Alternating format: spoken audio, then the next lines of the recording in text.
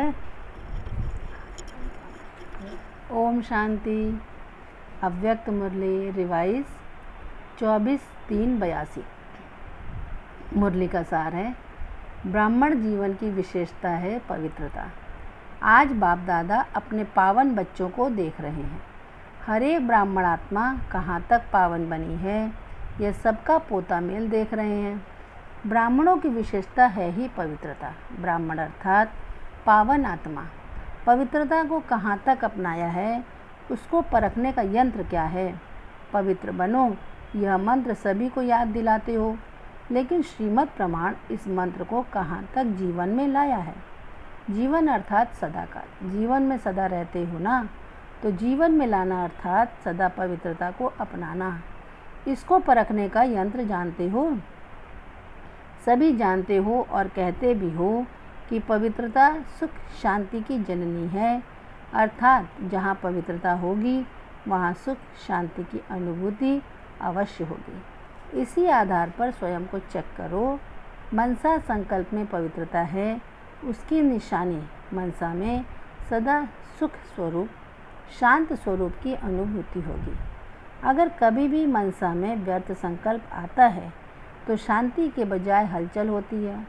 क्यों और क्या, इन अनेक क्वेश्चन के कारण सुख स्वरूप की स्टेज अनुभव नहीं होगी और सदैव समझने की आशा बढ़ती रहेगी। यह होना चाहिए, यह नहीं होना चाहिए, यह कैसे, यह ऐसे, इन बातों को सुलझाने में लगे रहेंगे। इसलिए जहाँ शांति नहीं वहाँ सुख नहीं। तो हर समय यह चेक करो कि किसी भी प्रकार की उलझन सुख और शांति की प्राप्ति में विघ्न रूप तो नहीं बनती है।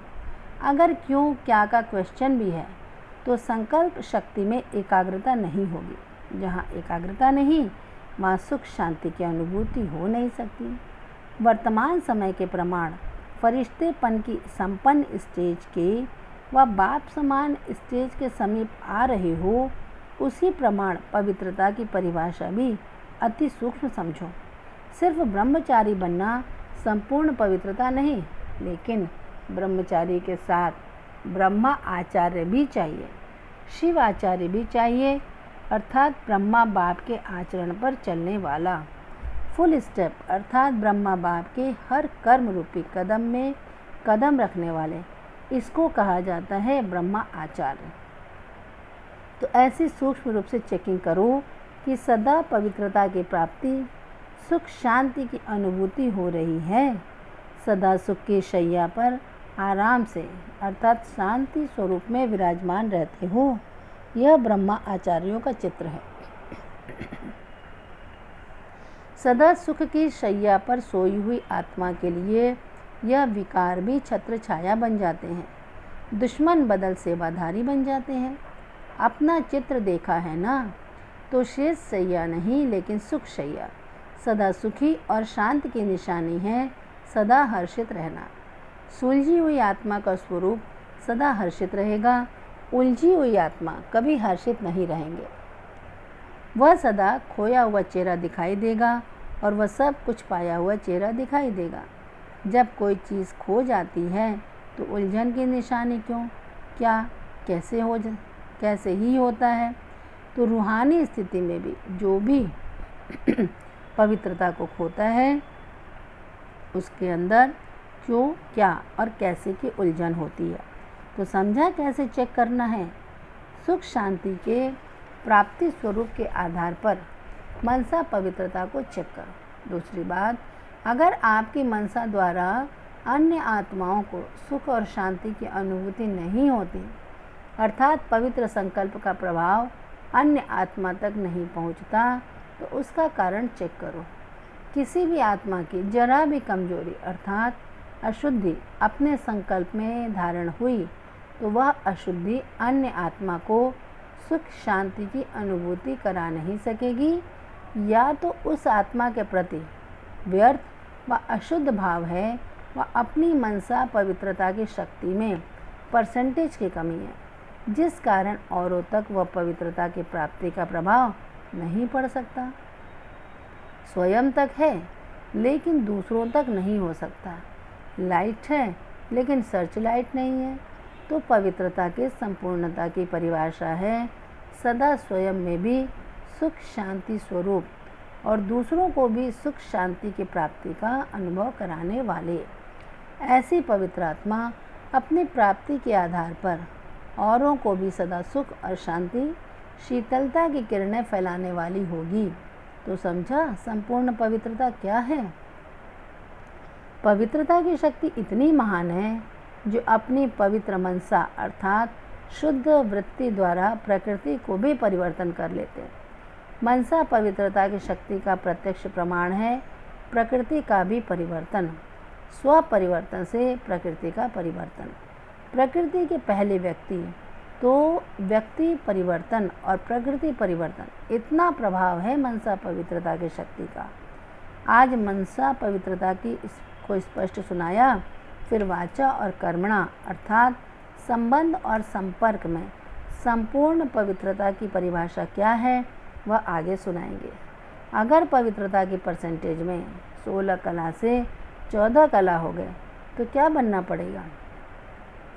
जब 16 कला की पवित्रता अर्थात संपूर्णता नहीं तो संपूर्ण सुख शांति के साधनों की भी प्राप्ति कैसे होगी। युग बदलने से महिमा ही बदल जाती है। उसको सतो प्रधान, उसको सतो कहते हैं। जैसे सूर्यवंशी अर्थात संपूर्ण स्टेज है, 16 कला अर्थात फुल स्टेज है, वैसे हर धारणा में संपन्न अर्थात फुल स्टेज प्राप्त करना सूर्यवंशी की निशानी है। तो इसमें भी फुल बनना पड़े। कभी सुख की शैया पर, कभी उलझन की शैया पर, इसको संपन्न तो नहीं कहेंगे ना। कभी बिंदी का तिलक लगाते, कभी क्यों क्या का तिलक लगाते। तिलक का अर्थ ही है स्मृति। सदा 3 बिंदियों का तिलक लगाओ। 3 बिंदियों का तिलक ही संपन्न स्वरूप है। यह लगाने नहीं आता, लगाते हो लेकिन अटेंशन रूपी हाथ हिल जाता है। अपने पर भी हंसी आती है ना। लक्ष्य पावरफुल है तो लक्षण संपूर्ण सहज हो जाते हैं। मेहनत से भी छूट जाएंगे। कमज़ोर होने के कारण मेहनत ज़्यादा करनी पड़ती है। शक्ति स्वरूप बनो तो मेहनत समाप्त। अच्छा, सदा सफलता हमारा जन्म सिद्ध अधिकार है। यह अधिकार प्राप्त की हुई आत्माएं सदा संपूर्ण पवित्रता द्वारा स्वयं और सर्व को सुख शांति की अनुभूति कराने वाली, अनुभूति करने और कराने के यंत्र द्वारा सदा पवित्र बनो। इस मंत्र को जीवन में लाने वाले ऐसे संपूर्ण पवित्रता सुख शांति के अनुभवों में स्थित रहने वाले बाप समान फरिश्ता स्वरूप आत्माओं को बाप दादा का याद प्यार और नमस्ते। बच्चों की तरफ से भी बाबा को नमस्ते नमस्ते नमस्ते। पार्टी के साथ सदा रूहानियत की खुशबू फैलाने वाले सच्चे सच्चे रूहानी गुलाम। सभी बच्चे सदा रूहानी नशे में रहने वाले सच्चे रूहानी गुलाब होना। जैसे रूहे गुलाब का नाम बहुत मशहूर है, वैसे आप सभी आत्माएं रूहानी गुलाब हो। रूहानी गुलाब अर्थात चारों ओर रूहानियत की खुशबू फैलाने वाले। ऐसे अपने को रूहानी गुलाब समझते हो। सदा रूह को देखते और रूहों के मालिक के साथ रूह रूहान करते। यही रूहानी गुलाब की विशेषता है। सदा शरीर को देखते, रूह अर्थात आत्मा को देखने का पाठ पक्का है ना। इसी रूह को देखने के अभ्यासी रूहानी गुलाब हो गए। बाप के बगीचे के विशेष पुष्प हो, क्योंकि सबसे नंबर 1 रूहानी गुलाब हो। सदा एक की याद में रहने वाले अर्थात 1 नंबर में आना है, यही सदा लक्ष्य रखो। दीदी जी दिल्ली मेले की ओपनिंग पर जाने की छुट्टी ले रही हैं। सभी को उड़ाने के लिए जा रही हो ना। याद में, स्नेह में, सहयोग में, सब में उड़ाने के लिए जा रही हो। यह भी ड्रामा में बाय प्लॉट्स रखे हुए हैं तो अच्छा है। आत्मा ही प्लेन बन गई। जैसे प्लेन में आना जाना मुश्किल नहीं है, वैसे आत्मा ही उड़ता पंछी हो गई है, इसलिए आने जाने में सहज होता है। यह भी ड्रामा में हीरो पार्ट है। थोड़े समय में भाषण अधिक देने का, तो यह हीरो पार्ट बजाने के लिए जा रही हूँ। अच्छा, सभी को याद देना और सदा सफलता स्वरूप का शुभ संकल्प रखते आगे बढ़ते चलो, यही स्मृति स्वरूप बना कर आना। आवाज़ फिर भी दिल्ली से ही निकलेगा। सबके माइक दिल्ली में ही पहुंचेंगे। जब गवर्नमेंट से आवाज़ निकलेगा तब समाप्ति हो जाएगी, तो भारत के नेताएं भी जागेंगे। उसकी तैयारी के लिए जा रही हो ना। अव्यक्त मुरली से प्रश्न उत्तर। प्रश्न, अपने व दूसरी आत्माओं के संकल्प को जज करने वाले जस्टिस कौन बन सकते हैं?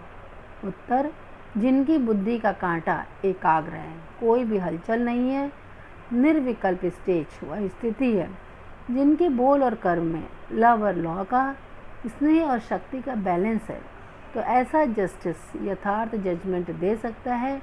ऐसी आत्मा सहज ही किसी को परख सकती है। प्रश्न, लौकिक जस्टिस और आप रूहानी जस्टिस की जवाबदारी क्या है?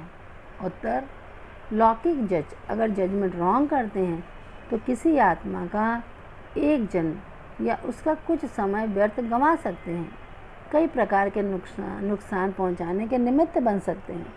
लेकिन आप रूहानी जस्टिस अगर किसी को परख न सके तो आत्मा के अनेक जन्मों की तकदीर को नुकसान पहुंचाने के निमित्त बन जाएंगे।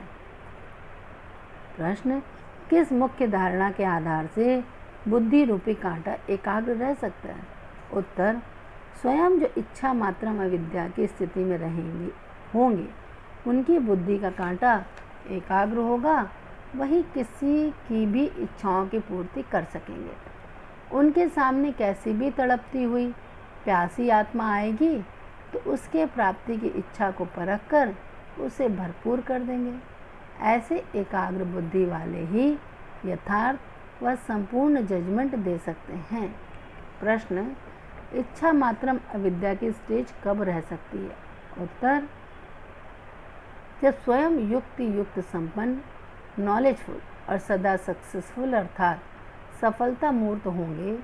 संपन्न होने के बाद ही इच्छा मात्रम अविद्या की स्टेज आती है, तब कोई अप्राप्त वस्तु नहीं रह जाती है। ऐसी स्टेज को ही कर्मातीत अथवा फरिश्तेपन की स्टेज कहा जाता है। ऐसी स्थिति वाला ही हर आत्मा को यथार्थ परख सकता है और दूसरों को प्राप्ति करा सकता है। प्रश्न, मुख्य किन 4 संबंधों के आधार पर 4 धारणाओं व 4 स्लोगन्स को सामने लाओ तो सहज संपन्न बन जाएंगे? उत्तर, पहला बाप, दूसरा टीचर, तीसरा सतगुरु और चौथा साजन। इन 4 संबंधों के आधार से मुख्य 4 धारणाएं, एक तो बाप के संबंध में फरमानबरदार, शिक्षक के संबंध में ईमानदार और गुरु के संबंध में आज्ञाकारी और साजन के संबंध में वफादार। इसके साथ साथ 4 स्लोगन्स भी स्मृति में रहें। बाप के संबंध में स्लोगन है संशोष फादर अर्थात सपूत बन, सबूत देना है। शिक्षक के रूप में स्लोगन है जब तक जीना है तब तक पढ़ना है। गुरु के रूप में स्लोगन है जहाँ बिठाए, जैसे बिठाए, जो सुनाए, जैसे सुनावे, जैसे चलावे, जैसे सुलावे। और साजन के रूप में स्लोगन है तुम्ही से बैठूं, तुम्ही से खाऊं और तुम्ही से श्वासों श्वास साथ रहूं। यह सभी बातें अपने सामने लाकर अपने पुरुषार्थ को चेक करो तो संपन्न बन जाएंगे। अच्छा, ओम शांति। वरदान, साधनों को सहारा बनाने के बजाय निमित्त मात्र कार्य में लगाने वाले सदा साक्षी दृष्टा भव। स्पष्टीकरण, कई बच्चे चलते चलते बीज को छोड़ टाल टालियों में आकर्षित हो जाते हैं। कोई आत्मा को आधार बना लेते और कोई साधनों को। कोई बीज का रूप रंग शोभनिक नहीं होता और टाल टालियों का रूप रंग बड़ा शोभनिक होता है। माया बुद्धि को ऐसा परिवर्तन कर देती है जो झूठा सहारा ही सच्चा अनुभव होता है। इसलिए अब साकार स्वरूप में बाप के साथ का और साथी दृष्टा स्थिति का अनुभव बढ़ाओ। साधनों को सहारा नहीं बनाओ, उन्हें निमित्त मात्र कार्य में लगाओ। स्लोगन, रूहानी शान में रहो तो अभिमान की फीलिंग नहीं आएगी। रूहानी शान में रहो तो अभिमान की फीलिंग नहीं आएगी। अच्छा, ओम शांति।